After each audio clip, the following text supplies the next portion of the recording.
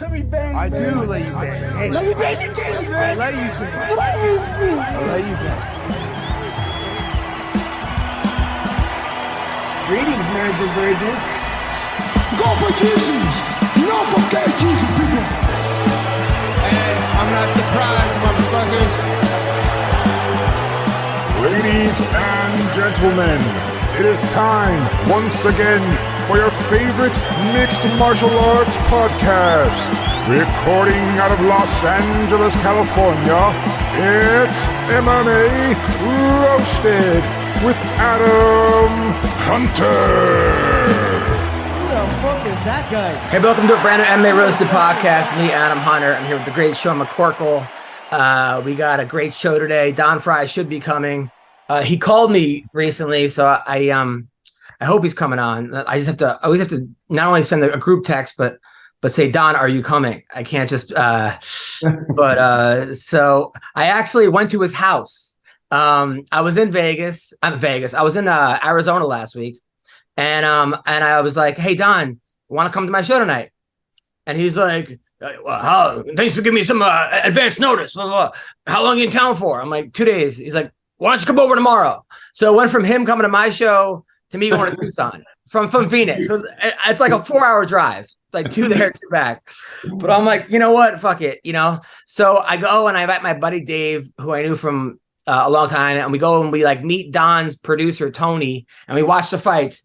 And watching the fights with Don, this should be required viewing. Like they should get rid of all the announcers in the UFC, all of them, and just have Don and one other person. Because I don't know, did you watch the fights last week? I actually did. I caught a few of them, man. I didn't know. I thought it was a fight night replay or something because I didn't know why it was during the day. Yeah. I was a little confused. Like that doesn't normally happen. So I was like, is this like a replay on ESPN or what's going on? But it's yeah, I was surprised. I don't remember which ones I watched. I'll remember them as you talk about them, but I do remember watching them. So hopefully Don, because I'm gonna get to Don's house. Hopefully Don will be here for that. I really hope he will. By the way, my Wi-Fi was perfect at his house. I had all bars. So just so you know, I have Verizon and it was full bars at his house, right? Don sabotaged it himself. Dude, but one fight, the guy starts crying after he wins, and he goes, "Imagine someone knocking you out and then crying afterwards." Well, like, God, Jesus Christ. Like, dude, he's just like, and then the girl fight where the girl like was injured but wasn't. You see the one where she like got knee to the head and it was on the prelims. I'll tell you what happened. He's like, I thought this was a fight. Like, oh, Don. I told you when he commentated my fight, he hurt my feelings live. Like I looked over in the fight, like, damn, dude, like I look like I'm about to quit. We're 10 seconds in. Just said, I heard Don Fry's voice during my fight. McCorkle looked like he's about to quit. I was like, we just started. Like, what are you talking about? He was completely bored after like one fight in. I don't know how these guys sit there and commentate. I'm done after 2. Like he was already like, he was so funny, dude. It was the best. It really was the best. So quick update on the gay porn star, right? Wrestling coach. Right. So I've been waiting all week to hear this. So the guy comes to my show that night, right? He came with because another comic who I know, Aldo, is one of the coaches. Aldo invites him, and you know he's a young looking guy, just jacked and just a cool dude. Like, so he was really depressed because they told him that like, hey, we don't know if you can coach, and he was all bummed. His boyfriend was there, and then I started talking about it on stage, right? And he's crying, laughing. I was like, you know, I'm watching his videos. He's got a cock in his mouth, and then he's getting it up the ass. I'm like, you know, he's good with teamwork. Right. And he's rolling, right? So I guess they asked the parents, hey, because he's really good with the older kids, not the younger kids anyway. And like, that's good. That's good to know. And I guess my buddy Aldo told the parents, hey, just so you know, before you come here, and the parents are cool with it. It's like a private club. So it's not like part of the school, you know, and the parents are there, they're watching. But it was funny because Mayhem called me, and Mayhem's out of jail. Right. I haven't asked him to do the podcast yet because I don't know how quick he wants to get back to the spotlight. I'm sure it's he was in jail for a pretty long time, and I don't want to rush him into anything. Or I'm Did you give the parents the option? Like, we can fire him as coach and bring in Mayhem. It's up to you guys, whatever you want to do. And they were like, well. That's what I was thinking, is that if we get Mayhem and this guy and the coaching staff, then anyone they complain about, the other guy's worse. Like, so if they're like, hey, this guy's a gay porn star. Oh yeah, well, this dude was naked in a church, like with a fire extinguisher. He had a SWAT team. Like, no matter who you say, man, can you believe that? So, could you imagine, like, the coaching staff is like Aldo, who looks like Chuck Liddell, who's been kicked out of 3 schools for threatening parents and other things. And then you have Mayhem, and then you have this other guy, and then you have like these little like these kids have no, like, it's crazy. So, but and if anybody thinks I'm serious, we're not hiring Mayhem to coach wrestling. So this is all just jokes, okay? So we're not. This is Mayhem. I don't think, but. You know, that analogy is kind of like if you were to do a podcast with Krista Lee and Brian Callen at the same time, you can be like, well, this guy was grooming girls. Well, this guy raped them. You can just go back and forth between the two. Dude, there was a sign for some reason. You know how, like, when they like protest buildings, you know how they protest buildings sometimes, like the union. So for some reason they put pedophiles and rapists lurk among here, like in huge fucking letters. And the building has Q on it, right? Which is even worse. Like, it's also like a QAnon building, but it's actually there's an apartment building and it says pedophiles and rapists live here, right? I guess that's a way for them to protest or something. So I posted it. I'm like, this is a weird way to get people to come to your business, right? And then someone's like, "Oh, this is the fighter and the kid who records here." Like, exactly. That at the U.S. Capitol building, when you were talking about they were protesting, I was like, did they write it on the Capitol building? Because it would just as well fit there too. Dude, it's crazy. It's crazy. Yeah. So that was but I also think it'd be pretty funny to have, like, meet our staff on the website, and then you have Mayhem Miller, and then you have Don, the gay porn star, and then Mayhem said he knew a transgender that was good at wrestling, but I don't know if that'll just be like the perfect trifecta. So that was I like thought that Mayhem actually could teach a course, like, for people. That's what my wife said, like, for people going to jail. Like, if you're going to jail, you need to defend yourself. You remember that like that movie Big Stand, where like I never actually saw it. I've heard it 1,000 times. It's amazing, and I've never seen it. Yeah, like Rob Schneider's going to prison, right? So they teach him how to basically beat everyone up and fuck him in the ass or something. Right? I think Don Fry's in that, isn't he? No, he's not in it. I thought he was in it. He's not in it. Or maybe he is in it. I gotta ask if he's in. Yeah, I think he is in Big Stand. He's in one of them. Yeah. But, like, imagine Mayhem teaches, like, a self-defense for people going to prison. Right. I think that would do pretty well, like, on the internet. Like, we could do a commercial, like an infomercial. Are you going to jail? Like, are you worried of getting raped? You take my 3-hour course, like, what to do. I mean, you know what's crazy? I know you're joking, but there is a whole subculture of people that are obsessed with prison life online. And there's these guys, this Wes Watson guy, I don't know if you've seen him. He's a personal trainer, but he just screams at you on FaceTime, for not doing your workouts. Like, he's out of his mind, but he's making millions of dollars making videos about what it's like to be in prison. And you just, like, it's the same thing over and over again. It's like, if you come in, you better find your racial group and you better hook up, this and that. And I'm like, dude, who would watch this for more than 5 minutes? You know what I mean? Like, but he gets millions of views, man. People are bunch of idiots obsessed with the prison culture. I blame rap music. Oh man, I gotta call Don because I have to see if he's coming onto the show, because we got to talk about his house. Because I don't want to do him any disservice. First of all, it's a beautiful house. He has. Yo, Don, you coming? Yeah. I'm talking about you. Come on, because I'm talking about your house.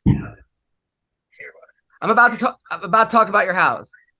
What's up, people? Support for MMA Roasted is brought to you by Manscaped, who is the best in men's below-the-waist grooming.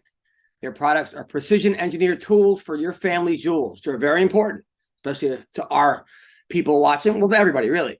But Manscaped's Performance Package is the ultimate men's hygiene bundle. Join over 8 million people worldwide, okay, who trust Manscaped with this exclusive offer for you, which is 20% off and free worldwide shipping with the code MMA Roasted. at manscaped.com.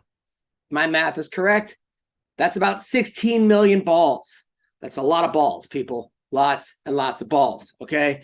Listen, I've been using the Performance Package 4.0. It's a game changer. Okay. I remember before I used to use scissors or I would use a razor. I've cut my balls and that is not fun. Okay. I've scraped them. People thought I had STDs. I just had all kinds of just terrible things. All right. Just horrible stuff on my nuts. Okay. And thanks to Manscaped, it's all taken care of. Okay. First off, the Lawnmower 4.0, the trimmer is the future of grooming. And dare I say, the greatest ball trimmer ever.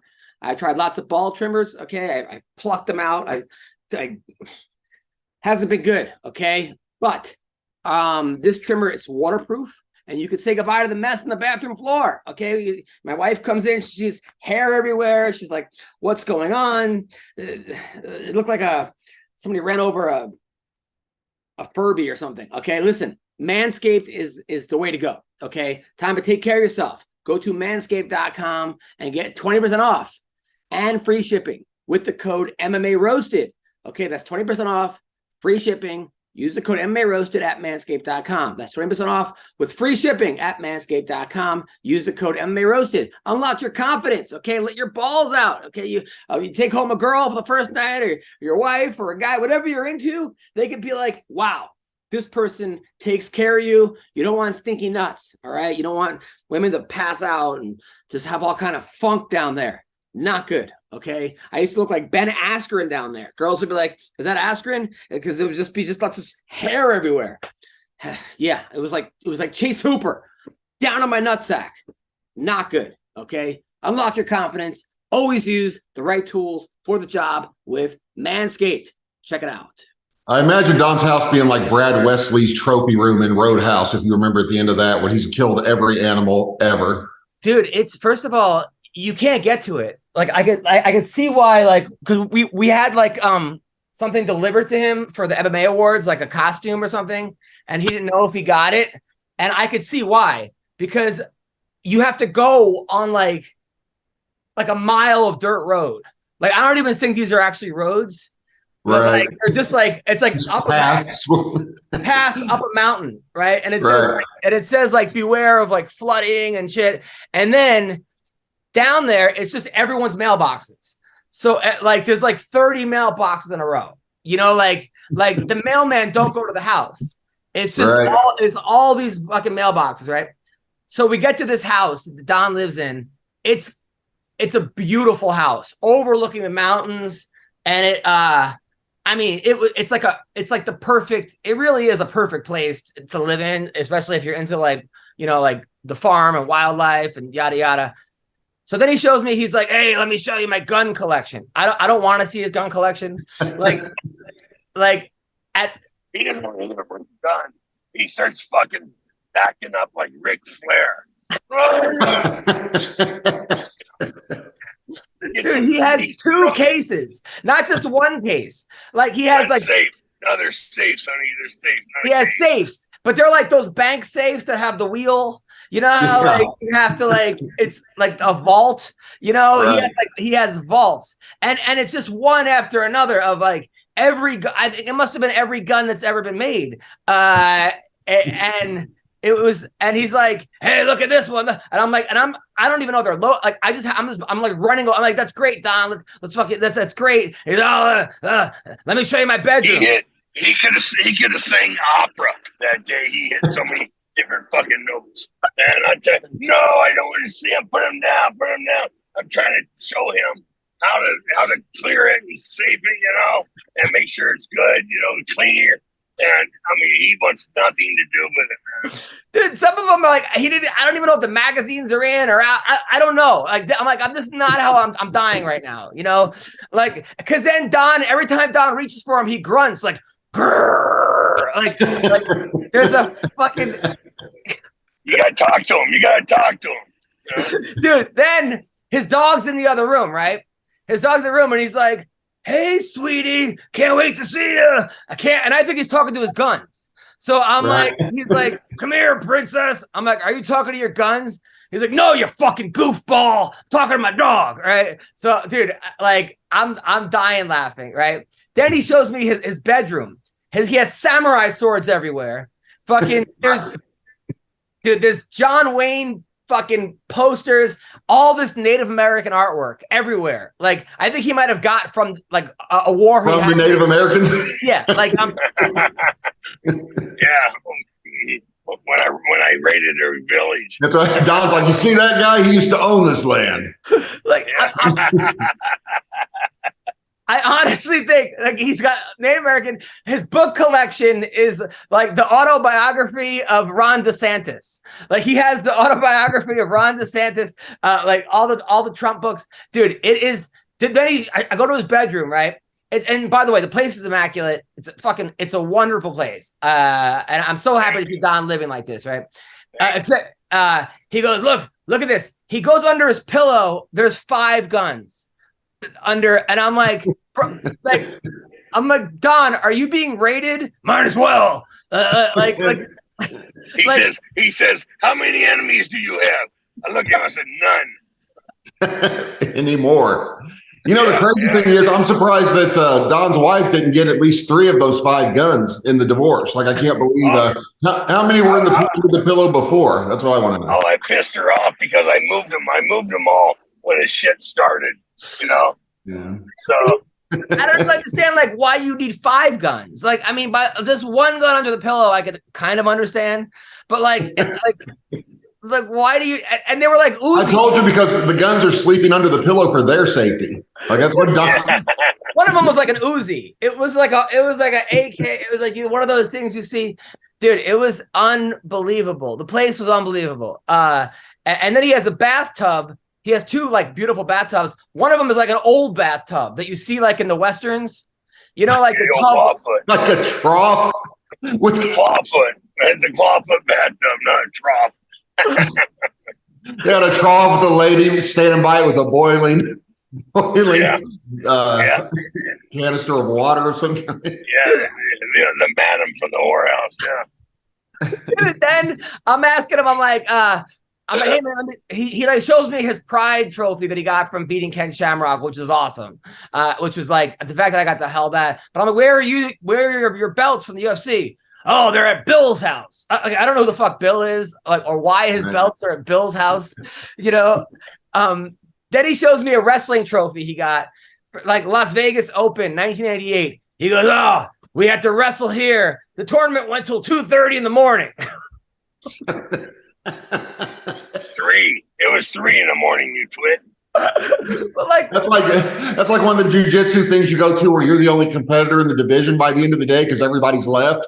So they're like, okay, Masters division above 200 pounds, and you're the only guy there. And they're like, all right, everybody's already left. You're gold medalist. it was. So then I'll go, hey, then he has a barn, right? But there's no animals in the barn. It's just a barn, right? Not anymore. Yeah. He tells me, I go, he goes, my girlfriend has 45 goats. I was like, why did you go for that 44? Because she's bored. Like, it makes her happy. Right. Dude. Yeah, it makes her happy. That's the key. It makes her happy. You know? Dude. Yeah. And that way she's yelling at the goats and not me. Dude, then my friend asked him, right? Because I was telling my friend doesn't know about MMA, so I'm telling him all about Don's fights. I'm like, dude, he fought Ken Shamrock and he broke both his ankles. And he goes, yeah, ankles like this. They look like Hillary Clinton's. They were nasty. They were nasty looking, boy. Dude, it was one of the most fun. Dude, me and my friend have been talking about that, Don, for the last 2 days. We have been laughing and you are the last outlaw rebel cowboy in the world. The last real American man left. You know what it felt like, Sean? Remember the Sandlot? Remember when he gets the ball back from James Earl Jones? Remember, like no, I didn't even know James Earl Jones was in the Sandlot. That's the most surprising part of that story. Yeah, like he gets his baseball back, and James Earl played for the Yankees or something. It was like I don't know, and like he was. Dude, I've never felt more of a badass than in Don Fry's house in my life. It was amazing. It was and his dog. He has this dog, right? This cute female dog that like that wants to wrestle with him at all times. So the dog's obsessed with him. Yeah, this dog. Dude, this dog has one tooth coming up, right? And then it rotates, and the other tooth goes like a month, like an hour later. This tooth is the one that's That's awesome. I should have Don give you some tips on how to open a safe. I told you about how I can't get my safe open in my secret room at my house, right? And now I have I have a real problem now because I have a secret room and a safe that can't be moved, but a safe I can't get open that may or may not contain hundreds of thousands of dollars of valuables. So like it's a real problem. So. Yeah. Just tell Adam Hunter he'll get on this podcast and tell everybody in the world about it. You know? Right. What's your secret? That's he was like, when you're going to Don's house, you're going to go up this dirt road for about a month. Yeah. There's going to be a bunch of mailboxes. I don't even know. Where did you even find that place, Don? You know what, partner? I was living down in Hereford, and, we wanted to move because we both had an ex-spouse in that town. And so I just looked it up back in the newspaper. These are the newspaper days, and we drove up here to look at a piece of land, and it wasn't good. So we just started driving around and followed a for sale sign, Shit. It's, I figured Don went and claimed it. Like he just went there and stuck the fry flag in the ground. Sean, his backyard is all mountains. And I'm like, is this where you shoot illegals? Like, I could just picture him with like, he's got all kinds. He's got all kinds. Dude, it's unbelievable.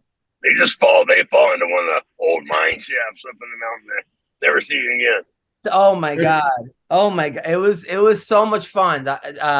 It was hilarious, but it was fun. And I was telling him, so by the way, so Mark Kerr came to my show, right? Right, Mark Kerr, who looks great, by the way. This was the best Mark Kerr has looked in about 20 years. Like, yeah, it was like Pride 2001 or something, probably. Like, I didn't even recognize him. Like, I guess he met this girl who's like a sober coach who's like beyond hot. Like, I thought she was like an exotic dancer or something. And I went on her Instagram and she's like super positive. And I guess she helped clean him up. Your wife's going to love that you thought she was a stripper. So you went on her Instagram. Well, she added me. But yeah, so he told me that, like, I was like, what was it like working with Brock? And he said it was hard because he was he's used to being the alpha. And then when Brock came, Brock was the alpha, and Brock would just have him show up at like practice at like 6 a.m, but practice wouldn't start till like noon, just to have him there. Yeah, I've heard several Brock stories like that. Like his coach pulls you aside, like tells Pat Barry, Brock doesn't like getting hit, so go about 30%. And he's like, okay, well, is he going 30%? Yeah, he's going to go light too. And then Brock is trying to take your head off. And if you don't like it, you can leave the camp, like if you want to hit him back. So it's crazy. So I did a show I did this marijuana show. I did a show. It's everyone's stoned. And like, you want to go up early in the show because everyone is beyond big. Like, people are taking like next level, like 7-8 edibles. They have like flamethrowers. It's like a marijuana convention before every show. Like everyone's like telling you about trying to pass you on this and that. You got to try this. You got to try that. So I booked this guy, Mike Binder. And Mike Binder is like a comedic legend in a lot of ways. He's like directed all these movies. He did that show Mind of a Married Man. He directed the last 2 Bill Burr specials. He's like probably about 60. He like wrote and directed Blank Man back in the day, which I thought was a hilarious movie. But, I thought you were going to say he directed your buddy who wrestling coaches movies. I was going to say, I don't know if that's exactly a legendary director, but maybe in that industry. So I invited him to the show, and this dude's been he's been sober for a long, 40 years. But like, you go into this room and you're like stoned within 5 minutes, like not even smoking. Like that's like you would get high, Sean. So he goes to the stage. And I'm so used to like when my kid falls, not reacting, because, as you know, with the kid, your kid falls. If she sees that you're like, she's going to start crying. Right. And same with wrestling. Same when I coach wrestling. If the kid sees that I'm making a big deal of it, like, so this guy's walking to the stage and he trips and like falls on his head, basically on the way to the stage. And I thought he might have broke his hip, but I didn't react. because I'm so used to not reacting. And I'm like, I almost wanted to be like, you're tough. You're like, like, I went into like, you can do it, big boy. Come on. Dude, then I'm on stage and there's a girl in a wheelchair, right? And I'm doing jokes about how people in wheelchairs, like, she's laughing. And I'm like, oh, I got a head from a girl from a wheelchair one time. I wheeled her back and forth. And I was like, where should I come? And she's like, on my rim, And this girl's she's dying laughing. So she's a good sport. And then at the end, and she's wearing a veteran hat, like an army hat or something. So I'm like, oh, were you in the military? And she's like, yeah, that's how I got injured. So everyone's applauding her, and I'm like, you're a hero. Then afterwards, she looked at me, and I was like, so where did you where did you serve? She said, oh, America. I go, no, but what, like where? Like Chicago. Yeah, I was like, did you serve overseas? And she's like, no, I never got deployed. So I'm like, okay. I wanted like, well, how'd you lose your leg? So I go, oh, okay. So then I was like, well, if you don't mind me asking, she's like, oh, it's top secret information. And I go, okay. And she goes, I can't even get the file on myself. Like I'm classified. And I'm like, dude, this person, is that?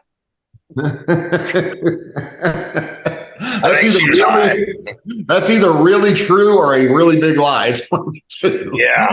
Either definitely true or the biggest lie ever. Big one. Yeah, big one. Yeah. I'm like, okay, all right. So then so that was that. And so then, dude, then I'm in Arizona and my wife and daughter call me up. Like, hey, Adam, we got a surprise for you. Because my birthday is Saturday. We got a birthday present. Want to know what it is? I'm like, what is it? They're like, we got you a dog. And I'm like, I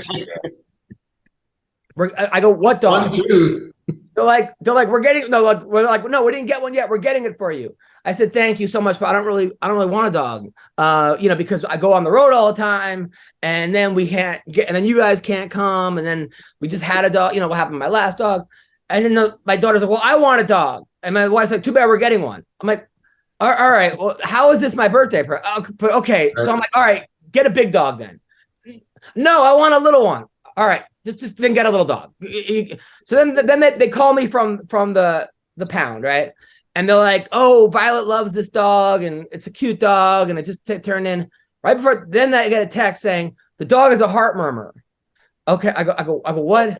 They're like, you got to take it to the cardiologist on Monday and the vet. They don't know how long it has to live. I go, you can't get this dog. Why not? I go, because it's gonna be. We don't have $10,000 right now to spend on a dog. Oh, and then my wife, and then they're like, oh, it's not about the money. It's about saving the dogs. I go, listen, we don't even have it. They should have told you this before you got the dog. I'm sorry, but what if they don't know how long? They're like, they go. They don't think it's gonna last very long. Right. They're telling you they don't know what's wrong with it. It's probably not gonna. I go, all right. So then now my daughter's crying and everyone's sad, right? So I'm like, so then yesterday we go on Craigslist and there's a dog, and the guy's like, I'm like, how much for this dog? And the guy says like $800. I'm like, I'll give you, basically half that. And he's like, all right, I got a dog. What kind of dog? Well, we just got it. We picked it up.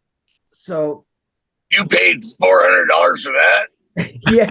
He obviously didn't pay by the pound. That's $200 a pound, man. Yeah. Come on, this dog is so sweet. It's not a dog; it's a fucking furry rat. It was $500. Does it even bark, or does it just eat cheese and scurry around the house? So far, she just cries. All she does is because she's 8 weeks old, and she misses her mom and her dad, and she only has one vaccine. She just got news her mom has a heart murmur, and no one will save her. She's at the pound, so yeah. She just got a vaccine, but she only has one vaccine shot, so we can't have her around near animals. And the vaccine's what happened to the other dog that has the heart murmur. I bet that developed it after you got it vaccinated. Yeah, like I'm like, what? So now I'm the bad guy for getting it. Like, I didn't want the dog to begin with, and now because but so yeah, we got this. She's really sweet. Her name is Rosie, and but the problem is the cats all want to eat her. The cats want to eat Yeah, her. I got news for you. Her name's not D Rosie. You call her any fucking thing you want. Okay. You paid $400 for it. $500. Yeah, Whatever name you say. rename that fucking rat. $500. Down from $750. Yeah. So that was. I've got a great dog story for you on topic, Adam. So the other day, this guy I know, he was doing a bunch of work on my house, right? And he's the one that helped me build the secret room. So he hits me up going off on me saying that a dog that I sold him or that he got from me has like knee problems and it cost him $3,000 to fix and all this and that. And the more I just keep letting him go, I'm like, do you mean the dog, the $4,000 dog that I gave you for free for doing a good job on my house, like that dog, because you were obsessed with it? That one has a knee problem and you want me to pay to fix it now? The free dog I gave you, that's a $4,000 dog? And so this dude's going on and on, like, well, I mean, I don't blame you. I'm like, why would you blame me? Like, what do you like? Yeah. They do something to the dog's knee, like, or whatever, you know? Well, they said it's a genetic thing. I'm like, yeah, most diseases are, most diseases are genetic. And I said, I'll tell you what, I'll give you back everything you paid for the dog. I'll give you back every dime. But the next day hit me. I said, sorry, man, I was drunk, or whatever like that. But that dog really is costing me a lot of money. I'm like, okay, like, you know what I mean? Or whatever. Like, if I give you a car for free and the transmission blows out, it's a year ago. Like I give you a car for free and the transmission blows in a year, you're going to call me and be like, hey, you're going to fix this transmission, right? Like, if it's a woman, absolutely. Yeah. They'll blame you for when it needs tires or gasoline. They'll fucking blame you. Yeah. Oh God. But yeah, that was my Friday night. I'm getting those texts. I'm like, he's going off at 2 a.m. about how it's all my fault. And you're, passing these dogs off with genetic problems. I'm like, dude, I sold 9 dogs from that litter, have not had one problem with any of them. They're all a year old. I have 2 of those dogs at my house. Like, there's nothing wrong with any of them. Maybe you don't know how to take care of a dog, like it's ridiculous. Plus you got taken advantage of. That can be fixed with physical therapy and cortisone injections. And instead he just takes it and they're like, yep, got to operate. It needs double knee replacement. I'm like, dude, they're going to have doing back surgery on that dog before you know it, because you're getting taken, like it's ridiculous. So the fights. So I got taken on Rosenstruck. I thought this guy legitimately was going to be the next big thing. When I first started watching him fight, I'm like, this guy, okay, he had a terrible fight against Ngannou, but this guy, he just got the shit beaten out of him quickly by, I guess they're calling him the Brazilian Khabib, by Almeida. What did you think of that main event, Sean? I didn't actually see that one. I actually lost interest. What always happens is I'm watching these UFC fights and it's either 2 guys that weigh 110 pounds or 2 women that weigh 140 pounds. And that's when I start losing interest in the event. Like if it's either 2 women fighting or 2 really tiny men fighting, I'm always like, I'm going to see if Roadhouse is on. And like change the, change the channel or something, start looking like for anything else. Then I forget the UFC still on. So. Yeah. So that was what happened there. He basically took it down. He kind of, Rosenstruck submitted him quickly, and this dude's going to be a problem at heavyweight. He's got, heavyweight with good jiu-jitsu, strong guy. He's good.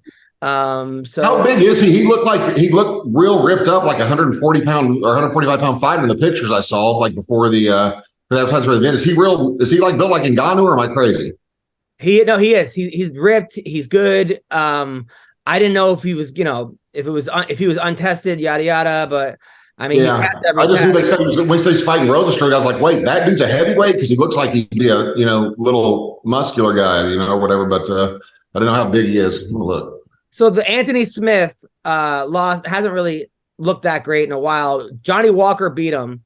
It was somewhat competitive, but I mean, Johnny Walker beat him up pretty bad. But during the fight, did you see what happened? All right, so wait, was it competitive or did he get beat up pretty bad? I kind of can't remember because I was laughing so hard at you that like I honestly, like, you were killing me, and I kept looking at my friend going, I can't believe that Don Fry's a real person, and like having such a good time.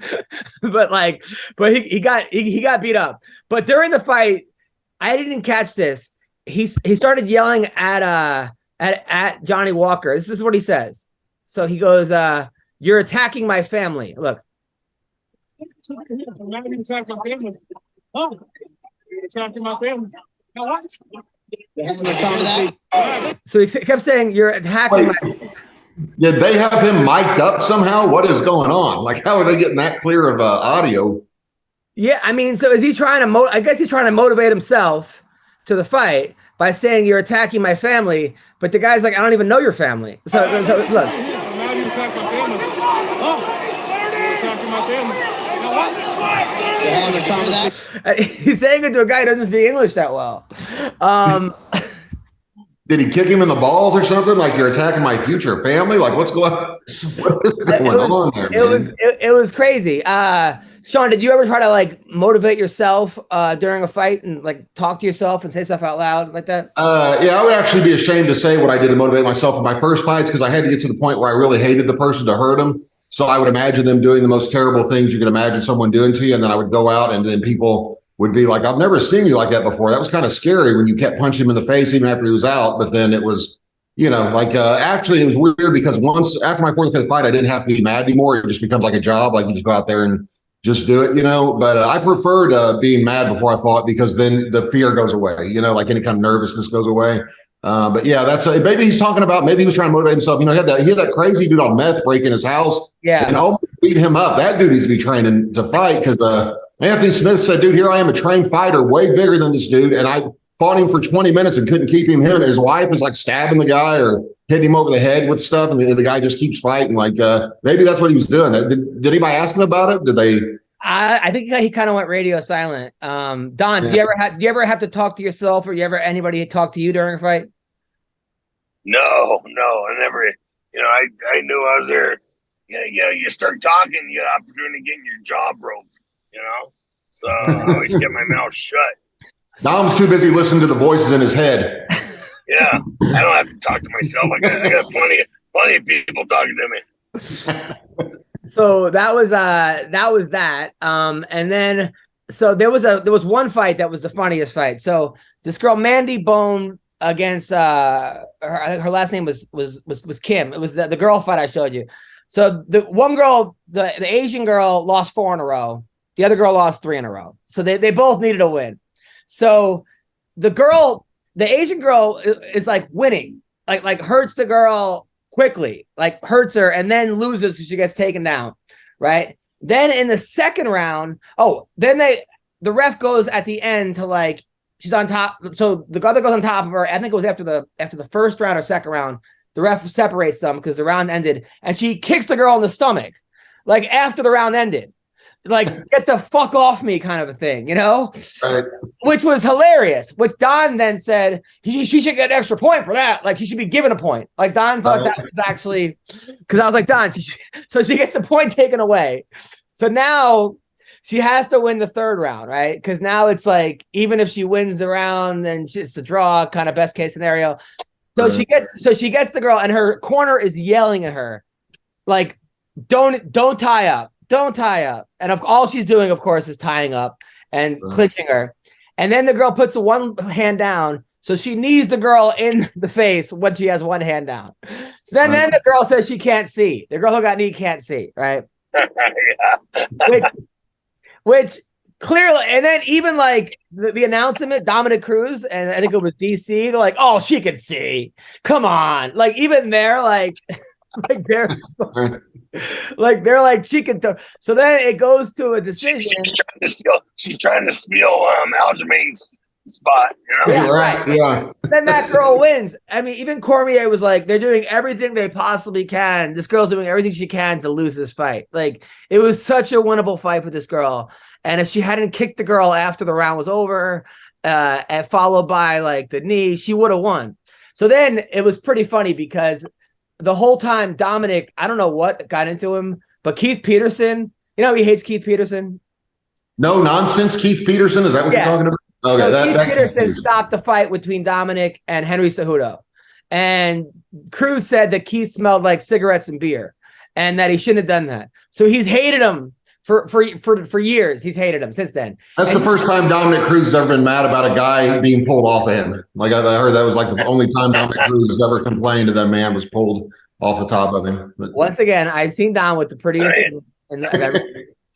So not too soon. He complains when they pull off too soon all the time. So you could tell that Dom doesn't like. Fry left, so you could tell that like Dom doesn't like Keith Peterson, right? Because so this time he just flipped out. I don't know what got into him. Maybe it was too early, but he's like, "Oh," he goes, "Great, it's all nonsense, Keith Peterson," right? That's awesome. I might have become a Dominic Cruz fan just now. Dude, then he goes, then they go, they go, Keith Peterson is going to be reffing 5 out of the next 8 fights. And Dom goes, that's reassuring. Dude, that's amazing. That's awesome. So DC's now laughing at Dom. Like, right. Come on, Dom. He goes, I'm just saying, fucking. And he goes, this guy's all nonsense. Like he's just basically cursing the ref. Like, it became a roast. Keith Peterson roast halfway through the thing. I want to go back and watch that now. Which fight was that? It was I don't know which fight it was, but it was throughout every fight. Dom just had something. He just kept going. Yeah, I'm gonna go back and rewatch it just for that. That's amazing. I know before I fought when Yves Levine was reffing Yves Levine. Somebody asked me who was reffing my fight, and the only ref I knew at that point was Big John McCarthy. I didn't know any other refs. You know, it was one of my first fights in the UFC. And I said, Yves Levine, the guy goes, oh, good luck, like one of the other fighters. And I was like, why? What happened? He said, dude, just good luck with that one. And sure enough, like Yves Levine was telling me that I wasn't allowed to touch his neck during the fight. Like I wasn't allowed to hold him down by his throat. He's like, get your hand off his throat. And I was like, wait, what? Like I'm not allowed to like hold him down like that? And he was like, no. And then he just was like yelling out weird stuff like that. You know what I mean? And then like just telling me to stop doing things I thought were legal. It was crazy. Remember when Baroni full on attacked the ref? Yeah, that was awesome. He threw a punch and it did nothing. The ref didn't get hurt at all. Like, who was that? He punched the ref in the face and the ref didn't even react. Like it was from the bottom. He was on who was he fighting? Someone. Yeah. The ref pulled the guy off and Bill Baroni punched him. Yeah. So then Gabe Green, right? Who probably, it was like the first fight of the night, may have had the worst game plan I've ever seen. He's fighting this guy, Brian Battle. And Gabe goes out there like prime Vanderlei Silva. You know how like remember Vitor Belfort, Vanderlei Silva, when he just goes forward and just like, 1-2. Right. Well, he did that, but the problem was every one of his punches missed because he's like, the other guy's like 3 inches taller than him. So he basically couldn't reach. So the other guy just backed up and just knocked him out. Like it was the third fastest knockout in the history of that division, but it was all because this guy because he watched Vitor Belfort's fight with Vanderlei Silva one too many times right before he went out. Like that's what he was thinking about. It's like I'm gonna come out swinging just like Vitor Belfort. Dude, then the other guy starts crying when he wins, and then Don Fry is like, criminy. The guy cries. Imagine losing to a guy who cries. Yeah, that is worse. Like if you cry after you lose, that's somewhat understandable. But if the other guy is crying after he beat you, that's insult to injury for sure. Dude, yeah. Then what else? Oh, then Ian Gary beat D-Rod, the guy who had 500 prison fights. Nice even number. Lost to this guy Ian Gary, the guy who ordered him so the night before the fight, Ian Gary, the guy missed weight because Ian Gary sent him a pizza and weed the night before weigh-ins. That's not a bad plan. So then now, and Ian Gary looked great, and you could tell the UFC is pretty freaking happy because they like want a star, especially a star from Ireland. Now, did you watch the KSI? Isn't there like 2 stars besides Conor McGregor? Isn't there like 3 other stars from Ireland now? There's that guy. There's the Paddy guy. There's some other guy that thinks he looks like Conor McGregor. It's like it's a lot of Irish guys, man. I think Paddy's from England. Oh, is he? I thought he was Irish. Yeah, Paddy's from England. So did you watch the KSI fight? I didn't even know he fought again. No, I'm still not sure who KSI is. I know he's British, but he's this guy that became huge on Twitch, and he's a rapper. And he beat Logan Paul twice. I think maybe one of them was a draw.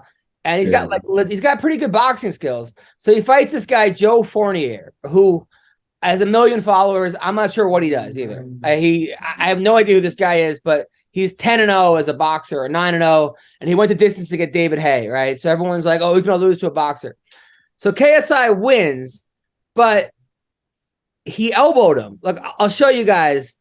Tell me what you think should happen, because he did get the knockout, but it was by an elbow in a boxing match. Here, I'll show you. Grand slams, no-hitters, and double plays are back. That's right. And there's no better place to get on the MLB action than FanDuel, America's #1 sportsbook and official partner of Major League Baseball. And guess what, people? New customers in Massachusetts get in on the action with $200 in bonus bets, guaranteed, when you place your first $5 bet. Just sign up at FanDuel.com/Boston. And finally, you can bet on all your favorite sports, from the money line to point spreads to player props and more. I love it, okay? If I'm going to bet, I'm going to go on FanDuel. So now, bet on an app that's safe, secure, and super easy to use. Don't miss your chance to get $200 of bonus bets. Win or lose. How great is that? Okay? Visit FanDuel.com/Boston and make every moment more. That's FanDuel, the official partner of Major League Baseball. You got to be 21 and older and present in Massachusetts. Okay, your first online real money wager only. $10 first deposit required. Bonus issued as non-withdrawable. And bonus bets that expire in 14 days. Restrictions apply. See terms at sportsbook.fanduel.com. Help is here. So is hope. Hope and help. GamblingHelpLineMA.org or call 1-800-327-5050 for 24/7 support. Play it smart from the start. GameSenseMA.com or call 1-800-GAM-1234. That's FanDuel. Check it out now. Right now. You want to bet? That's where you go. I got to talk to you about HelloFresh. First of all, what is HelloFresh? With HelloFresh, you get fresh farmed, pre-portioned ingredients and seasonal recipes delivered right to your doorstep. You got to skip trips to the grocery store and count on HelloFresh to make home cooking easy, fun, and affordable. And that's why it's America's #1 meal kit. #1, all right? You can make mealtime easy with delicious recipes made with fresh, wholesome ingredients delivered to your door. No lines, no hassle, no gas, all that other stuff that you have to get there. No, just great tasting meals you can whip up and enjoy in the comfort of home. Sounds good to me. HelloFresh has 40 weekly recipes to choose from for all meal occasions, lifestyles, and preferences. Okay? Take your pick from meals like soy glazed salmon with rice or mushroom and chive risotto. That sounds delicious. I'm in. Now, me and my wife, we've been doing home cooked HelloFresh, and it has been delicious. Delicious. Okay? It saves us time. It saves us money. We're in. So just go to HelloFresh.com/roasted60. Use the code roasted60 for 60% off plus free shipping. Okay? HelloFresh.com/roasted60. All right? HelloFresh, America's #1 meal kit. Go check it out. So here he is. So here he is. He like lands that one, right? And then watch. He lands that one. There's Joe. Oh. And then he wins, and the ref doesn't disqualify him or nothing. Like they just what do you think should have happened? I think they should have hired no-nonsense Keith Peterson to referee that fight and make sure that didn't happen, because that would look like some nonsense to me. But I think if there's no instant replay, I think if your elbow hits him, that's just the breaks, right? In boxing, I think that's just what it is. You know, I don't know. I'm not sure. I know you can't do it on purpose, but I think it is just if it connects, it connects. I don't know. Yeah. So the other guy didn't make the count. He's saying it's bullshit. KSI is saying, you know, he wants I don't know, somebody next, and then he wants Fury next. Who was there? Tyson Fury's brother, whatever his name is. Yeah. And then Jake Paul says you didn't really win. That's bullshit. You know, this is a fake fight or something. and now they're trying to make the other guy against Tyron Woodley. Jake Paul's telling other people their fights are fake. What world have we stepped into? Like, you know what's crazy is it used to be a boxer would try to transition into doing like a podcast or being a famous YouTube guy. Now it's like it's a requirement if you do YouTube videos, you also have to box. Like it's like, you're going to have to box now later on in your career if you're going to continue this YouTube stuff. Like it's I don't even know who any of these people are, but like they're all influencers. Like this guy Anthony Taylor, who I knew, who was actually an MMA fighter, he fought some guy named Salt Poppy. Have you heard of? No. Salt Poppy sounds like something someone gives you in your Easter basket. Like, oh, that's that Salt Poppy. So Salt Pop. So yeah, and now Tim, have you heard of the whole Tim Elliott thing? No, I know who he is, but I haven't heard anything about him. All right, so this whole James Krause, like that whole team, it started with like they were on fire, like that Glory MMA was on fire, and then it went from that to Krause is being investigated for gambling. He's not allowed to watch fights. The guy they said that might have thrown a fight, the other guy, they banned Jeff Molina. I don't know what Jeff Molina did, but he's now banned. Then he came out as bisexual because there was a video of him that he was like either sucking a cock or getting his cock sucked. And then he's just announced, hey, listen, I like men and women. So then I'm transgendered, so please don't investigate in the FBI because that makes everything better. So. And then that girl Megan Anderson said that like they didn't train her, and that Laura Sanko was having an affair with James Krause, so she alluded to that. And then Jeff Molina said that girl was drunk all the time. And now it keeps getting worse. So there's a girl that like I used to date for a little bit, who I think you met her. Her name is Gina Mazzani, and she's a nice girl, cool girl. We ended things amicably, just like, it wasn't going to work on a couple of days, but she's a nice person. Nothing against her. So she married Tim Elliott, right? And I like Tim Elliott. One time I was actually at this fight, right? Watching, and Gina Mazzano was fighting, and me and my friend snuck down to get better seats, right? Of course, I'm in Tim Elliott's seat. Out of all the seats, it's a guy who's now dating a girl that I dated. And I'm like, great. So he's like, oh, I think you're in my seat. I'm like, oh, my bad. He goes, nah, man, you were here first. Now, I didn't know what that meant. Like, I thought that meant like I was. So luckily he meant like I was in your seat first, because I didn't say what. So anyway, so Tim Elliott married Gina, and I thought that they were doing great, and he was training her, and she changed her life, and like it was all like gonna be like great. Like it was all like. So then Tim Elliott tweets, right?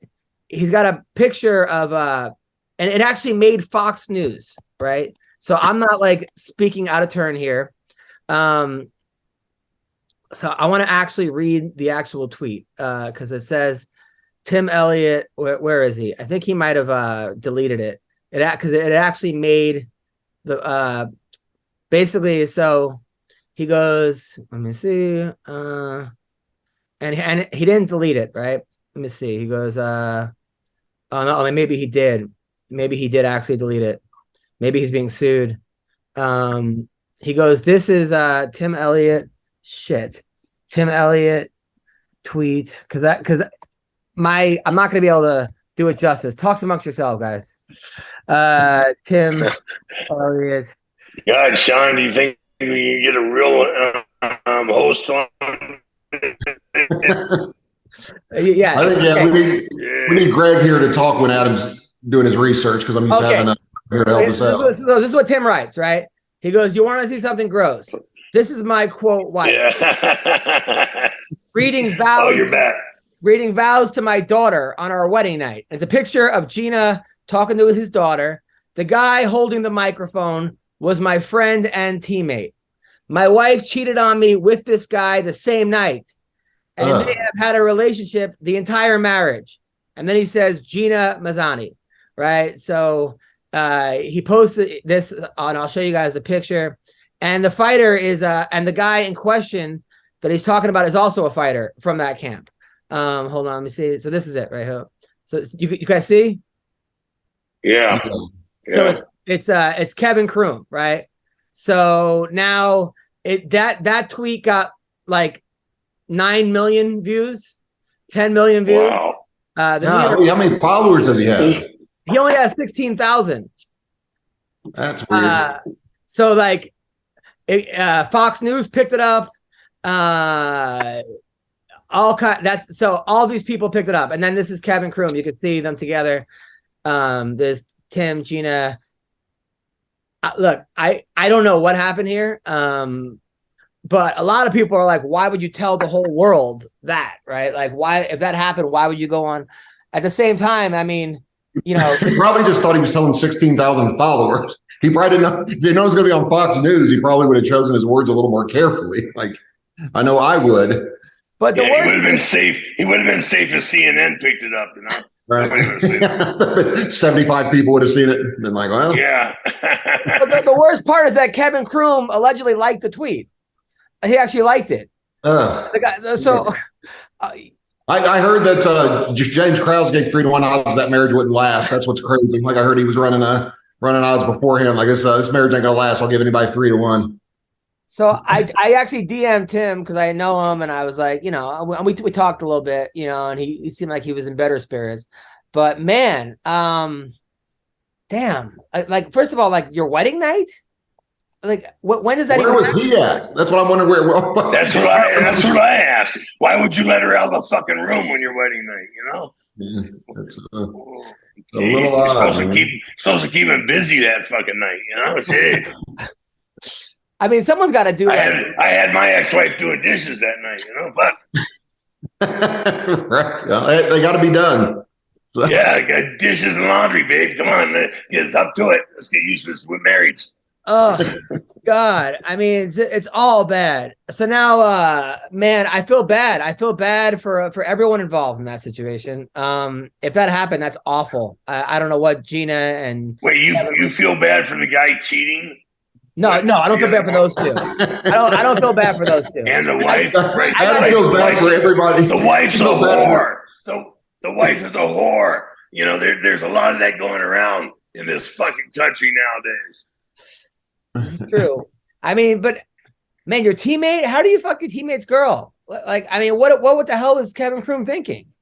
Obviously wasn't thinking it was the other guy's wedding night, because that's although I will say, I don't know any rumors about James Krause cheating, but I do know for a fact that when I was traveling with James Krause, and I'm being serious, there were some girls that were trying to hit on him, and someone else that was there on our trip was trying to encourage him to go, you know, talk to him and hang out with them. And James Krause said, dude, I'm married. I love my wife. I don't cheat on her. I don't even give he's like, oh, they just want to take a picture with you. He said, I don't even leave that door open. Like, no, and I actually respected the hell out of him for that. You know, he said, I don't even let the door open. I don't talk to other women. I don't DM other women. I don't anything. And yeah, that would surprise me if, not that if he would cheat on like fights, but like cheating on his wife, it's probably, I would doubt that, but I don't know. I guess everybody's vulnerable at some point, but that would surprise me.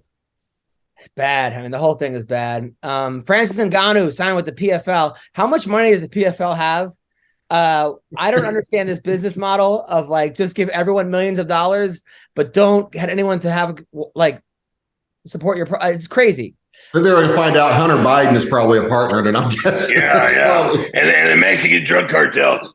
Right. The Chinese own UFC, so but they don't like to pay. So you know, it's not the Chinese. You know, they just like to steal things and dominate people. You know, without paying them properly. Right. You know what's awesome, man, is I keep hearing people say that Ngannou's an idiot. He walked away from an $8 million a fight contract, and it actually was he may have made up to $8 million to fight John Jones. There was nothing guaranteed. That's assuming it does 2 million buys and all this, and that's a one fight guarantee. If he's not the champ, he doesn't get a piece of the pay-per-view anymore. And then people are like, oh yeah, he just doesn't believe in himself. He doesn't have any confidence. That's the UFC spin. He doesn't have any confidence in his ability. I'm like, well, why don't we turn that around and say, if you're so confident you can sell pay-per-views, if your marketing team is so good, just guarantee me 1 million buys on my next 3 pay-per-views. Like, what? You guys don't have any confidence in your ability to sell a fight? You know, like that's so stupid, man. They said he walked away from a 6-fight, $8 million a fight, assuming he wins and is the champ. Yeah, but you lose against John Jones and you're back to $50,000. Who is he going to fight in the PFL though? I mean, nobody for very long, I don't think. Yeah, but he'll get paid for it. He'll get paid handsomely for it. I mean, the only thing I could think of is he goes into these fights thinking that because he's kind of arrogant. He's a little cocky, and he may overlook whoever he's fighting. And that's the worst case scenario for him is he goes, I don't have to train that hard. I'm fighting this guy that's a Bellator cast off or a guy that yada, yada, yada. And then he just gets knocked out and then it's all gone, you know? But that's the only danger. Because if he goes in there actually training like he thinks he could lose, he's going to demolish everybody. You know, I found. Go ahead.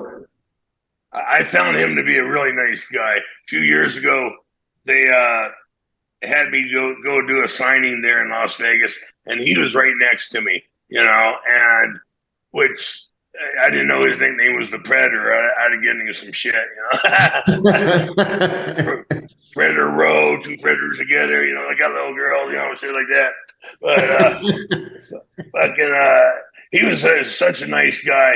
And people would ask me, what do you think about the new fights? I said, they're not as tough, you know. I'm just giving them shit, you know. And then this Mexican guy with his girlfriend says, hey, you know, he looks at Nagano and says, hey, you hear this? What do you think about him talking about shit like this? And Nagano says, he's just joking, man. And I just lost it. I said, look, dude, we don't need you coming over here stirring shit with. Yeah, no, he is. Everybody's autographs. And you're stirring shit, trying to cause problems. We don't need it. Besides the fact, if I did crumble and say they're much tougher, they're better athletes, he would bitch slap me just on principle, and I would deserve it. No, you're right. He like came to a show, and I made so many jokes about him, just shitting on him and saying all this stuff. And then afterwards, he came and put me in a headlock, and then he's like, "You're coming to the fight with me tomorrow." And I was like, I can't come to the fight. So like, he's like, no, you have to come. So I went to the fight with him. Like he was just. I love it that Don said a Mexican guy came up and then he said, we don't need you coming over here. Then his audio cut out. Like that was it. I told him, we don't need you coming over here. And then the audio went out. So this week we have Mackenzie Dern versus Angela Hill as the main event. Mackenzie Dern is a girl that Jiu-Jitsu phenom, they were calling her the next big thing, has a win over Gabby Garcia in Jiu-Jitsu, which is pretty damn amazing. If you see Gabby Garcia, she's like, I don't know, maybe 200 pounds, which is nothing but muscle. At least, yeah. You know, and the fact that Mackenzie beat her is pretty damn cool. Angela Hill started off living with her boyfriend at the gym. They were homeless, and her boyfriend still trains her. And, you know, this should be a good fight. I think Angela Hill wins this fight. I think she's going to keep it on the feet. She's going to jab her to death and keep her distance. What do you think, Sean? If she can keep it standing, man, probably so. Angela Hill, I've always rooted for her, especially since her grandparents were the first UFO abductees ever on record like that. That has nothing to do with anything, but it is true if you look it up. I know. Her grandparents were like the first documented case that they were abducted by, not the aliens Don's talking about, but UFO aliens. But yeah, no, it's hard to say. I don't really like women's fighting that much. I had enough of it being married for 12 years, but yeah, I don't know. I probably won't watch it, but I'll be rooting for Angela Hill. So. Don, who do you like? Well, it all depends on if Mackenzie Dern, you know, in fact, she's got more problem making weight than anything, you know. Yeah. So, I mean, so it may not happen. That's true. It's funny though. Mackenzie Dern, meanwhile, she broke up with her boyfriend, who was like a professional surfer. And they were married. Nicest guy. Like just a cool. You ever meet someone that's just like cool? You're like, man, I wish I was that cool. Most professional surfers are. 100%. And I think the guy was like half black, had like cool hair, like just was just like cool style, just a you had a crush on him? Kind of. And then I think they broke up because all of a sudden all his pictures got deleted from Instagram. Yeah, like when girls do that, you know how like when girls they just all the pictures all of a sudden their boyfriend just go away. And then she's showing all these ass shots of like shots of like her at the club, you know, with her butt out and like, and I like showed my wife and I was like, she's like, oh, he definitely cheated. That's how women, I guess, act when the guy cheats, is that they show these and then also it was funny because my daughter was playing with their daughter who didn't speak English that well, and they were like 3 rolling around, and her daughter kept going for triangles and like arm bars and shit at like 3. My kid was just confused. She didn't know what was going on. So we got this guy, undefeated fighter, Santos Verdinez. I forgot to tell you guys, by the way. This is how professional we are. So this guy, I met him in Minnesota. He came to my fight. And I told him if he wins this fight, I'll get him on the podcast. All right. So you're here with Don Fry and Sean McCorkle. He's 2-0 in the LFA. I met him. He was. I couldn't believe he made the weight. He looked fat. He looked out of shape. He was about 15 over a week before. God, he should hire you to promote him. You know that? Yeah. But made him feel wonderful. But he's awesome. He's are you Mexican? You Filipino? What's going on? Yep, Mexicano in Minnesota. Are you here legally? We won't discuss that over line. Yeah. Now, how did you end up in Minnesota? Are there a lot of Mexicans in Minnesota? There's a lot of Mexicans everywhere. What? Yeah. West There's a lot of Mexicans everywhere, man. Yeah. I think so, at least. I mean, West St. Paul has a good amount of them, but yeah. Not where I was from, though. I grew up in a smaller town, so I was one of the few Mexican guys out there. Nice. And you're kicking ass. You're undefeated. And you're undefeated pro. And now his trainer, by the way, was a guy that I used to watch called The Baker, right? And he used to go in with a baking. He was an actual baker, and he wore like a baker hat. To the thing that was his thing, and then like his wife was a baker. Everyone you should be the bomber.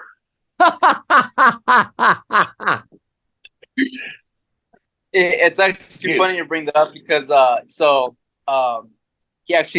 he looks at me and goes like, "You got some landscaping experience, right? You got it for sure." Yeah. But right now I'm actually at a place right now. I'm helping him doing some landscaping, pulling in. And, got all the stuff here going on. Oh, you're at the bakery. You're actually at the bakery. Yeah, I'm at the bakery. I'm at the bakery right now. What is that? He just needed some help landscaping, so I came out to help him out. Nice. Now, what was your background? I'm not doing a very good job, though. I'm not living up to my stereotype. That's for sure. No, you're great. You're great. Now, Santos, what's your background? Wrestling, karate, jiu-jitsu? I did wrestling for a couple of years, kind of late in high school, just because smaller town. I did football for most of my life, and then last couple of years I was like, wrestling seems pretty fun, so I did that for the last couple of years. Nice. So, but I felt like it right after I started doing jiu-jitsu, and I felt like it was I had a step ahead of everybody else who was just starting, who didn't have any martial arts before that. Got it. And you're young. How old are you? 28. 28 years old. You're training out in the Cellar in Minnesota? I just visited out there right now because I was checking out some of their wrestling program. But it was awesome, so I'm probably gonna start adding that to my training. But right now before I was mainly at Striking Institute. I'm still at Striking Institute, but I'm doing both now. And you had a very cute girlfriend. Thank you. She seemed very supportive. She was very supportive. And I tried to watch your last fight, but Sean, you can't watch his fights anywhere. They're literally not online. He doesn't have them. Is this are they on Bellator? Did you sign with Bellator? Because I can't watch those anywhere either, apparently. But LFA doesn't upload them anywhere. No, well, not until you get on the main card. So you basically got to wait till you get on the main card to have your fight streamed. And then, but if you're on the undercard, it's not going to happen. Normally I have someone like videotape for me, but they were pretty strict about last time about not recording at all. Security was getting pretty aggressive on it. I do have some videos. I can send those to you guys sometimes, but it's like from afar though. So no, because I went to watch your fight. It said it was on SoundCloud. I'm like, how do I watch a fight on SoundCloud? This is like fucking. Just listen to it and imagine it. Imagine going on. I tell you what, it's better treatment than the UFC game. The UFC told me I could buy my DVD when I was the co-main event at UFC 124. I wanted to get a copy of it. They said, yeah, you can get it at Best Buy. And I was like, I have to buy my own DVD that I was the co-main event on. And they're like, yeah. I was like, cool. I'll run by Best Buy and get it. I'm also, while I'm buying some of my Topps trading cards that you made me sign 200 of, so for free. I did watch one of your fights though that was close, and the guy went for a double leg and single leg, and you put him in an arm. You put him in a reverse triangle from the bottom. Like what was that? What was that? Explain what you did. So what is it? So he shot for a super low single leg, and I don't know, maybe in the moment I just kind of felt like I could throw a leg around and maybe just get into a funky position. And I got creative with it, and eventually I just felt like I could lock it into a reverse triangle. And then, from there, then I was able to turn it around. We were in like a weird position. Like it was like a north-south, but he was facing downward type of thing. And so I just started trying to hit his back somewhere or something. It was super wonky. Yeah. Sean, he got a reverse triangle around his neck, and he's punching him in the ribs and elbowing him in the ribs. And it looked like something you would do like to like your little brother, like just to fuck with him. Yeah. It was pretty damn awesome. So all right, when's your next fight? July 8th. Where? It's gonna be at Ignite, just because LFA doesn't come to Minnesota in the summer, so my manager is gonna keep me busy for the summer and put me on one of his shows for Ignite at July 8th, Mega XIX, whatever number that is in Roman numeral. It should be 19. 19. Yeah, 19. There we go. Don's old enough he actually used Roman numerals in school. So yeah. He knew right away. I invented them. What are you talking about? So, where can people watch this fight? You can watch it either on the Ignite website. They're going to be streaming it, or if you're going to be in Minnesota, if anyone wants to come out, it'll be at the Bloomington DoubleTree Inn on 100. Super big venue. It's very fancy, so should be a good time. We're gonna blow the smoke off that place. Sean, it was like so nice. So I like meet him in Minnesota. He comes to my show with his friends, came again, and he goes, I'll go ahead, text me, let them about your fight. And he texted me, he goes, guess what? I won my fight. And he sends me pictures. And I was like, I felt very special, man. Like I was really proud. You are very special. You are special. Thank you. It was like adorable. And I'm like, man, fuck yeah, dude. I was super proud of you, man. So keep up the good work. Appreciate it. Yeah, no, I was what is it? No, normally I'm pretty shy about like, oh yeah, like blah blah blah, because you don't want to be that guy who's like, you feel like you're showboating, but sometimes it's nice to like let a friend know, like, hey, like check this shit out. Oh no, I was super happy for you, man. And I was like, actually, at first I was like, who is this? But then when I figured out who it was, I was even more happy. Well, good luck, man. Good luck in July. I can't wait to support you, and take care, brother. Yo, one quick thing. Is this gonna be online somewhere or? Yes. All right, cool. Can I just give a couple shout outs real quick? Sure. No. Appreciate it. What is it? Thanks to I just want to thank my sponsors really quick.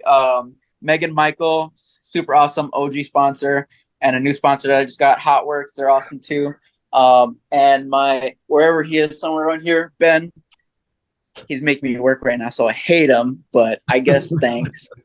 And Caitlin Young. So both of those people just make me feel like I'm on top of the world. So. And where can people follow you?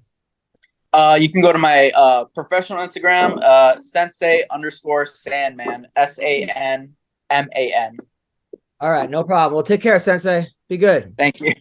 Bye. Bye. Bye. I like that kid. See, we got everybody. What's awesome is I thought he said his buddy or coach was the banker, and I was working on a Jewish joke the entire time. And then I was like, a weird looking bank. Like I was like, what kind of operation are they running there? And then I realized it was a bakery. So that was the baker. All right. So also on this card is that this week, that guy Edmund, he was a guy that like everyone was high on him, but he was working with Coach Edmund, who might be the worst coach in the history of and now I miss Edmund, man. That guy was great TV, man. Like he was as easy to hate as Brendan Schaub. So he was. So he left that guy, and now he's been kicking ass, and he's fighting Anthony Hernandez, who goes by Fluffy. That's his nickname is Fluffy. And Hernandez is really good. He's the guy that beat that jiu-jitsu guy, like tapped him out. Remember, all that Rogan was saying, this guy is the greatest in the world, and Fluffy beat him. And then Joaquin Buckley is fighting Andre Fialho. Michael Johnson's fighting. That's awesome. This girl, Vanessa Demopoulos, she was a stripper. And she's the girl that she was like a big stripper. And every time she wins, go to her Instagram too. Every time she wins, she like jumps in Joe Rogan's arms or Michael Bisping's arms. And then they could tell that they're just like, why are you doing this on TV? Like it's basically it's kind of funny. She's fighting that girl. Bisping didn't see her coming when she was jumping up there. How awesome is it Michael Bisping faked having a good eye to fight in the UFC still with only one eye? Like that is I don't know how much they were paying him, but if you only have one eye and you have to have a glass eyeball that might pop out during the fight, like can you imagine if his eyeball would have fell out during a UFC fight? Like that would have been. Dude, he told me that him and when they would get tested, they'd be like, how many fingers am I holding up? Blah blah blah. He had his cornerman would like cough if it was one, or he would like yawn if it was two, and he would like sneeze if it was three, and that's how he got by all those tests. God forbid his cornerman was sick at the time of the eye test. He'd be like, how many fingers am I holding up? 17. Like, put them together. Yeah. So that guy Chase Hooper's fighting. He's the guy that has great jiu-jitsu, but like he was just getting the shit beat out of him every one of his fights, and he comes back and wins. Like, why don't they put him and Crone Gracie in together? You ever wonder why they don't do stuff like that? Like that fight makes sense to me. Like I don't like if they both can't fight standing up, like put two guys that can't fight, but their matchmaking makes no sense. It's called jiu-jitsu. Yeah. I know that matchmaking is easier said than done, but sometimes it just doesn't make sense what they do, man. Like I don't know what their plan is half the time. Makes no sense. Crone Gracie says that he made a mistake by listening to the jiu-jitsu community, and that now he's going to go back to fighting like he knows how to fight. All right. Wow. He blamed the jiu-jitsu community for his inability to take anyone down. That's crazy. It would be tough being what's his name's son? I can't remember his dad's name now. Hickson? Yeah, Hickson Gracie's son, man. That would be you can't live up to it no matter what. I mean, Hickson no doubt was a great jiu-jitsu guy, but he's also not, they always talk about like guys like back in my day, like whatever, Wilt Chamberlain was the greatest. Like Wilt Chamberlain wouldn't play very much today, you know what I mean, or whatever. So Hickson Gracie today would have he would probably look about like Crone Gracie in the UFC. You know what I mean? I think like it's a hard thing to live up to when you're a legend, unless you're Don Fry, because Don could fight in any era. But any era, Alir Latifi's fighting again, and who won his last fight, and then so I mean it's actually a pretty good card when you go down it. They got a lot of people, and then 51-year-old Houston Alexander is fighting in bare knuckle boxing this week. He's headlining the bare knuckle boxing card.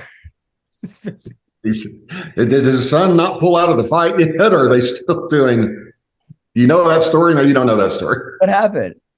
His son got in trouble at school or something, so he boxed him to teach him a lesson. Oh God! Boxed his 14-year-old son, but I heard his son dropped him once, so they. No, I'm just kidding. His son didn't do that, but no, that was. I don't know how. Man, I mean, you guys both have kids. How anyone could box their child? I don't. It was hard for me to spank my kids with an extension cord, let alone box them. I'm just kidding. I didn't spank them with an extension cord, but no, it was. I would just lather them up with bacon grease. The dogs.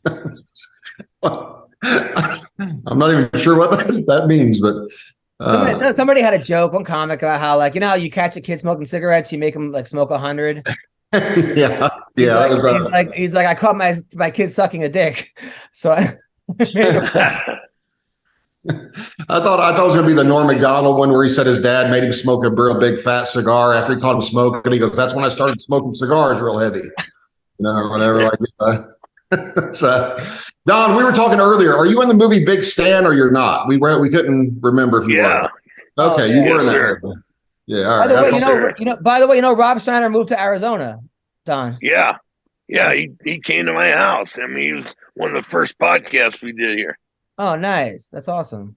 Don said he came to his house, but he didn't say anything about him leaving. Like he said, he came here. No one's seen him since. Now you know what's in one of the safes. Yeah. Well, he left with the silverware. Well, I was thrilled to see how Don's living. That he's living in like $1 million house. overlooking the mountains like he should. So I was real happy for you, Don. Thank you. Very. Yeah. I was It was very- nice it was nice. It was different having a city slicker like you up here. You know, afraid you don't get scared when you got dirt on your shoes. He was trying to make me hold the gun, Sean. I'm like, I don't want. He's like I was afraid to not. I was being peer pressured, and to hold. I've never held a gun before. That's what they should. That John Morant should just blame Don Fry, say he was at his house, and that wasn't his fault. He made him hold the guns. That idiot. Have you been following that at all? That already lost $40 million for his gun video, and he just got caught flashing a gun in a video again. You lost $40 million. Honestly, like I hate to say it's the parents, but like there's a story about how his mom got into it with someone at like Foot Locker, and she complained about one of the calls the guy at Foot Locker made. But this is like refs. Come on, that's a great joke. That is a great joke. But this is like after he's in the NBA, right? Like, who are you? No nonsense, Keith Peterson. What's going on in here? The mom gets into it with a Foot Locker employee, and calls Ja and his buddies to go beat the guy up. So the guy has to like lock himself in the Foot Locker. A foot. He had to hide in a foot. But like, and then look, that's what I always do. I'll tell you what, when I have a problem, I call my son and tell him to go commit a felony. Like that's what I'm saying. Look, I hate to blame the parents. It's obviously Ja, but it's like at a certain point, Ja's, you hope he has some type of father figure or somebody to be like, dude, what? No, he grew up, his dad, they were rich. Like they had a mansion and stuff. It's the most ridiculous thing ever. Like he grew up rich. His dad was real successful. Like I think a professional European player or something, like real rich. And then he wants to be, that's what's awesome is kids that grow up rich want to be gangsters, and the gangsters are doing all they can to not live that, you know what I mean? Like to get out of that situation. Right. It's so ridiculous. Right. Like the whole fucking worship of the prison culture is crazy, man. Like it is crazy. I don't get it. It's fucking stupid. It's fucking stupid, man. Don, what do you got coming up? 8-ball cocaine here if it rhymes. Shit. I gotta head back up to Las Vegas here this week or the next week. I'm not sure which one, and I have some more discussions with the UFC about continuing on with the tea and whiskey show. Oh, nice. So hopefully that'll go for me. Me and Caroline. That's great. And Sean, what about you? Same old, man. Getting just doctor's appointments all the time and arguing with them. And I got a great story about the German doctor. I'll have to tell you. He thinks I'm suing him. It's a long story, but he won't give me my medical records. Even I'm trying to go to the Mayo Clinic now, and he was trying to stonewall me on the medical records. Like, well, I can just send them to them. I'm like, no, you can send them to me, or whatever. And he was like, well, I'll just send them. Like, no, I want them, and I get them. And he's doing his best. He made up a bunch of lies in his report. Like how it's like a lawyer wrote it, like because he thinks I'm suing him because I asked for the medical records, and I'm like, dude, I'm not suing you. He did hurt me, but it's not. My back was bad before I went there. I just want I got to go to the Mayo Clinic, and they want any procedures I've had done in the past 3 years. That's it. So if you could just give me your medical, whatever you did, what it's called, And I mean, dude, it took a month to get him, and then it's like him basically saying I was uncooperative. He tried to send me to the ER. I refused. I was like, I didn't refuse. I requested pain medicine because I asked if he could do a local anesthetic because he hurt me. And I was like, can you shoot a local anesthetic in there for the flight home? Because it really hurts. Like, can you shoot something to deaden it or whatever? But I requested quote unquote pain medicine from him. I'm like, dude, it's different if you're asking for pills or if you're asking for something to be shot in your back to numb it. You know what I mean? Which is a normal thing to ask for, like cortisone injection, like anything, like it. But yeah, it's a longer story than that. But I may sue him now since he's trying to act like I'm going to sue him. Like I may actually go ahead and do it. Like since he's making me wait 6 weeks for my medical records. I'm like, dude, I can't go to this other appointment until I get all my medical records. I really need them, Like it's a guy I paid $30,000 to back and was going to pay another $30,000 this time till he hurt me. He decided not to continue with the treatment, but he said I decided to not continue with it. Like or whatever. Like it's just one. He just thinks he's getting sued. So whatever. Well, I got a bunch of shows coming up in Portland, Oregon, and Seattle. If you go to AdamHunterComedy.com, and I have a new Animal Hunter.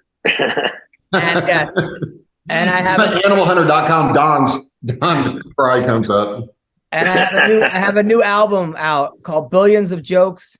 It's on iTunes and Spotify. Download it. Congratulations, man. Congratulations. That's great. Billions of Jokes. You guys are the best. I'll see you guys soon. Take care. Yeah. Take care, brother. Thank